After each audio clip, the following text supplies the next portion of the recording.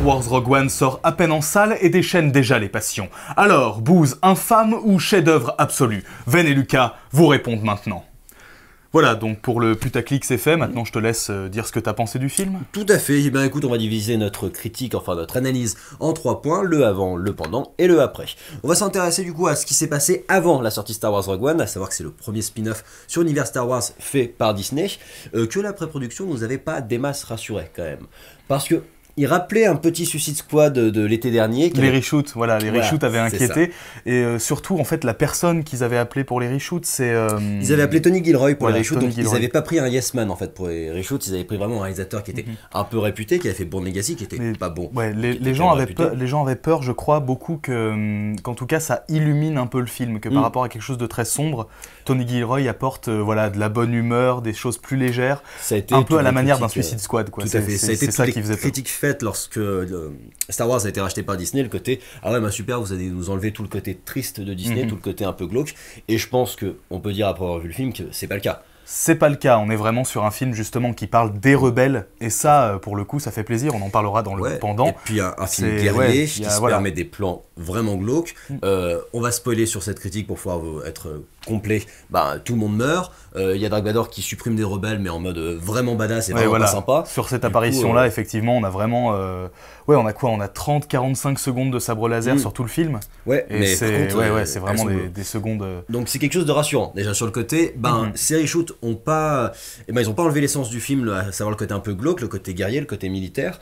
Que maintenant, les rumeurs qui se disent, c'est que a priori Disney était déjà très content du résultat de base, mais qu'ils ont voulu rajouter pour la bataille finale. Gareth Edwards lui-même a défendu le film en disant que c'était bienvenu de faire ces reshoots, ça avait toujours été prévu, mais on savait pas combien de temps ça prendrait. Et effectivement, ça a mis un peu en retard le film, parce qu'à la base, c'était Alexandre Desplat qui devait faire la composition. Et du coup, c'est revenu à Michael Giacchino qui, du coup, a dû faire la composition en 4 semaines. Moi, je trouve qu'il s'est plutôt pas mal débrouillé. Pour 4 semaines, honnêtement, ça va justement, au vu de son annonce, quoi, de dire c'était lui, il a aussi peu de temps, etc.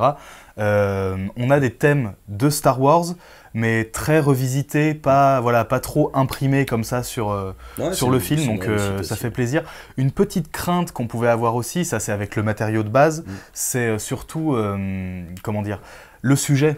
Bah ouais. Voilà, le sujet du film, on se disait comment on a obtenu les plans de l'étoile noire. Est-ce que c'est le scénario le plus intéressant? Est-ce que tu peux faire 2 heures de film dessus? Est-ce que c'est ce que veulent voir les fans? Au final, l'histoire est attendue, mais c'est pas ce qui est dérangeant. C'est-à-dire que le fait de savoir qu'à la fin on a les plans et que ces rebelles-là on les reverra pas puisqu'on les aurait vus dans les films n'est pas plus dérangeant que ça, c'est bien ficelé. Quoi. On en parlera du coup sur la critique pendant, mais je trouve que c'est la grosse force du film de savoir où on va et pourtant d'être malgré tout surpris, d'être dans l'univers, d'avoir envie que les héros s'en sortent alors qu'on sait que ça va pas être le cas. Et ça c'est plutôt chouette, effectivement. On peut peut-être passer justement. Tu m'as fait une transition sublime, merci Lucas. Et du coup la critique du film en lui-même, alors je vais brièvement donner mon point de vue. Moi j'ai absolument adoré, j'étais comme une petite pucelle en chaleur en sortant de la séance. Il a pleuré, on allait le voir ensemble, effectivement il a fini en larmes. J'ai pleuré, non je le reconnais, sur le plan final avec Carrie Fisher, après cette baston qui était sublime, moi j'ai versé ma petite larme, et du coup je suis pas tout à fait objectif sur le film, parce que je vois des défauts, sauf qu'ils ne m'ont pas dérangé, donc voilà, moi j'ai vraiment adoré. Pour le coup, moi, alors c'est pas vraiment l'inverse, c'est-à-dire que je trouve que c'est aussi un bon film, voire un très bon film, mais comme je suis moins fan, on va dire, de l'univers Star Wars comme toi, j'ai justement des petites touche d'objectivité à rajouter sur quelques moments un peu fanservice, quelques petites répliques, voilà, où Ven était ultra content, et moi j'étais content, et je me disais, ah oui, mais si je me fais la réflexion, c'est que c'est un peu trop.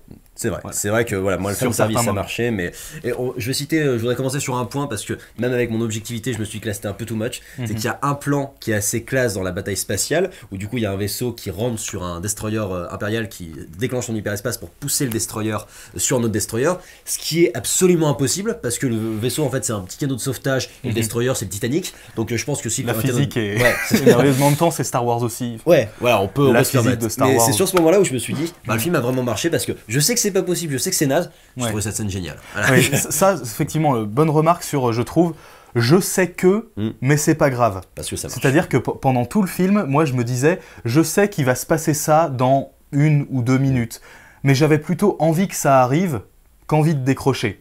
Typiquement, si on est dans le spoil le plus total, le moment où le moine, la sorte de moine qui voilà, croit en la force et la force est en lui, quand il va justement actionner la manette pendant laquelle il va ne pas se faire toucher par les lasers, et à la fin, quand il aura actionné cette manette, se faire toucher et mourir à cet endroit-là, je l'ai vu venir du moment où il fallait actionner cette manette. Mais j'avais envie que ça arrive, c'est-à-dire que je l'ai vu commencer à marcher, j'ai fait oui, je veux cette scène, elle me plaît, il y a pas de... Voilà, j'étais pas en train d'être déçu et de me dire, bon, alors voilà, c'est attendu, c'est prévu, c'est pas ce que je veux.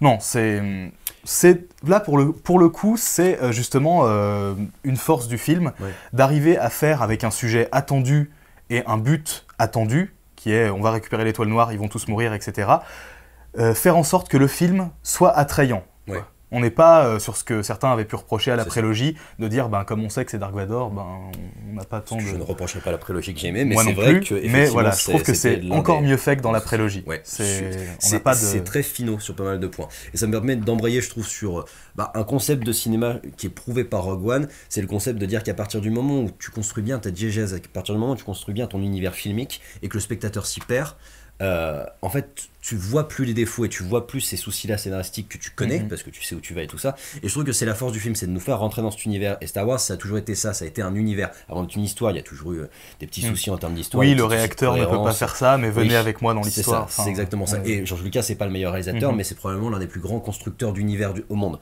Et du coup, je trouve qu'on retrouve une essence de Star Wars qui était absente à Star Wars 7, que j'ai trouvé absente à Star Wars 7, et qui là revient. On sent aussi, voilà, de la part du casting, du réalisateur, un amour pour Star Wars. Et ça fait plaisir aussi. On ressentait déjà un peu, je trouve, dans le set avec les nouveaux acteurs, pas les anciens, mais les nouveaux, on sentait qu'ils étaient contents d'être là. Et là, ils sont tous super contents. Il y a un vrai plaisir de faire une suite et pas de dire, ah, c'est Disney, il y a de l'argent, on fait la suite pour l'argent. Non, il y a un esprit. Il y a un esprit. Ça, c'est cool. Pour ma part, voilà, si je peux parler des quelques petites réserves, c'est sur quelle est la limite du fanservice en quelque sorte. Je trouve que par exemple quand ils partent de leur base et qu'il y a C3PO et R2D2 qui ont leur petit plan où ils font « Oh là là R2, je ne sais vraiment pas ce qu'ils font !» Pour le coup, je trouve qu'il est un tout petit peu rajouté à ce moment-là et qu'on aurait pu faire sans, alors qu'à l'inverse, je trouve un très bon exemple de fanservice qui marche très bien. La statue de Jedi brisée qui se trouve donc sur la planète Jeddah, en sachant que justement la ville va être détruite, etc. On voit cette ruine-là, on comprend tout sans qu'il y ait besoin d'en faire quelque chose qui dure plus qu'une seconde. C'est assez finaux parce que c'est référencé au plan du TBTT qu'on avait dans le set qui était sur Tatooine, sur l'AirSac de Tatooine. Et là c'est pareil avec une statue de Jedi, sauf que effectivement on ne met pas le point dessus, on voit qu'il y a un sabre laser mais qui est assez discrètement mis. Et ça c'est du beau easter egg, je suis d'accord. C'est ça. Et puis globalement, alors je suis d'accord qu'il est too much le C3PO et le RD2. Mais moi j'étais content, ça fait plaisir. Il n'y a aucun problème sur le fait qu'il m'a plu aussi. Il est un peu poussé. Après, là où les easter eggs sont très bien faits, à ce point-là, j'ai même plus envie de dire easter egg, c'est que le film a cette facilité de se situer juste avant Star Wars épisode 4. Donc on avait envie de revoir certains persos, même si on savait que c'était pas possible. Et qu'à ce n'en Disney a fait « Ah mais ils sont morts ? Bah pas de soucis, on va quand même te les faire revenir. » Et ça a été la très très bonne surprise du film, à savoir qu'il y a eu un super travail notamment sur Tarkin, qui revient, Peter Cushing qui est mort depuis 30 ans quand même, qui revient et qui est vraiment bien foutu. Enfin, moi j'ai trouvé ça bien foutu, je sais qu'il y a des critiques qui ont trouvé ça un petit peu fake. Ce qui fait plaisir, je trouve, c'est le fait de voir le travail, en tout cas. De se dire que même si, on va faire revenir ce personnage, on sait qu'il va faire plaisir, et ben on va quand même, justement, d'autant plus qu'on sait qu'il va faire plaisir, on va mettre du travail dessus, on va mettre des FX, on va mettre du maquillage, on va mettre des choses qui font que ça fera pas juste du fanservice. C'est du fanservice qui sert à l'histoire, qui est justement... Ça j'ai bien aimé, tu vois, que ce soit... Il est là pour, effectivement, que ce soit Tarkin ou même les séquences avec Dark Vador, j'ai vraiment pris mon pied aussi. C'est plus les choses un peu plaquées. Petite réserve, je trouve, sur la première arrivée de Dark Vador, qui est pas aussi fantastique que ça. Moi j'avais peur que ce soit sa seule scène. Il pète des culs dans la deuxième scène. Dans la première scène, il passe juste pour dire je suis là. Voilà. Et du coup, c'est vrai que la seconde. Et en même temps, c'est ce qui m'a aussi beaucoup intéressé, c'est le fait qu'on soit pas sur les hautes sphères du pouvoir. Si on peut parler aussi 2 secondes de scénario, je trouve que ce qui est très intéressant, c'est que on nous montre des rebelles, on nous montre aussi au niveau de l'esthétique beaucoup de tenues sales, de désert, de pluie, de choses comme ça. Qui sont dégueulasses. Je trouve que c'est un film de combattants, c'est un film de peuple. Et pas comme on pouvait avoir dans le 1, 2, 3 des intrigues politiques.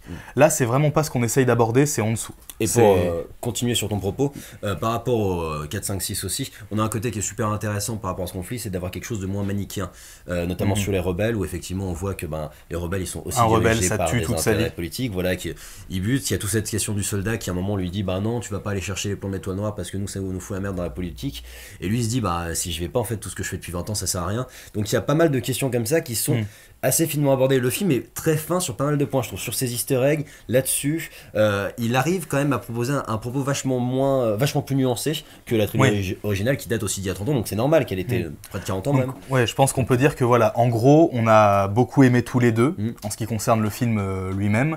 Voilà, quelques petits excès pour moi en termes de fanservice, mais vraiment, le film est bien fait, il y a de la finesse, il y a de l'amour pour la saga d'origine, et je pense qu'un fan va forcément s'y retrouver. Il n'y a pas de raison. C'est ce qu'on met en exergue, voilà, c'est un très bon film à la base. Si vous êtes fan, c'est un film extraordinaire. Ouais. Je pense qu'on peut s'arrêter là-dessus. On parle peut-être de l'après, oui, légèrement, tout à fait. pour dire que voilà, dans Qu'est-ce qui va Star se Wars passer 8, après etc. Rogue One, tout à fait. Parce que moi, l'après Star Wars 7 me faisait peur, je vous le cache pas. Là, l'après Rogue One, t'es un peu plus rassuré. Ça me donne un peu envie.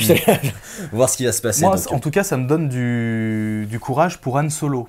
Parce que j'avais un peu peur justement de ces films entre le 7-8 et le 8-9. Han Solo qui est le futur spin-off voilà. Star Wars. En tout cas, voilà, sortira dans 2 ans. fait pour juste, on le sait, garder la hype à chaque Noël et faire en sorte que le 8 et le 9 soient pas trop oubliés une année sur deux. Et j'avais un peu peur que ce soit juste des bouches-trous. Et s'il y a des gens qui veulent faire des histoires, déjà là, ça va faire des films et alors, pas des. Je demeure craintif sur Han Solo. Je trouve qu'il y a. Alors, vous me direz en commentaire si je me trompe, mais il n'y a aucun spin-off sur un personnage qui a jamais réussi. C'est-à-dire qu'un spin-off, tu peux le faire sur une histoire. Sur un personnage, je trouve que ça suffit pas. Alors peut-être qu'on aura une excellente histoire sur Han Solo, mais le concept de dire Han Solo est marché, du coup on va faire un spin-off sur lui, c'est quelque chose surtout, qui moi me laisse, voilà, si c'est encore pas un spoil, désolé, mais après sa mort. C'est surtout ça, est-ce qu'on va surfer sur le personnage jusqu'au bout, quoi. Faudra voir. En tout cas, Rogue One me fait espérer, parce que j'avais vraiment pas envie de voir ce film. Comme le dit la fin du film, voilà, qu'est-ce qu'ils nous ont apporté? Ils nous ont apporté l'espoir. Oh là là, voilà. Oh, c'est beau. Je pense que c'est là-dessus qu'on peut se quitter, parce que là, c'est quand même la fin la plus incroyable qu'on ait jamais fait dans un teaser. Tu me fais un final, une conclusion. Juste pour vous dire que du coup, le prochain Star Wars, c'est Star Wars épisode 8 qui sortira en décembre prochain.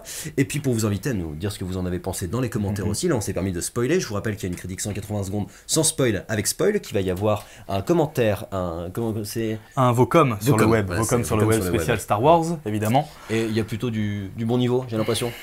Des belles choses, des gens qui par exemple ont apprécié le film Rouge One. Ah, ça c'est pas mal. Ça c'est Gérard Depardieu qui a beaucoup aimé. Donc voilà, n'hésitez pas à liker, commenter, vous abonner, et puis vous pouvez nous retrouver sur tous les réseaux sociaux. À très bientôt. Salut.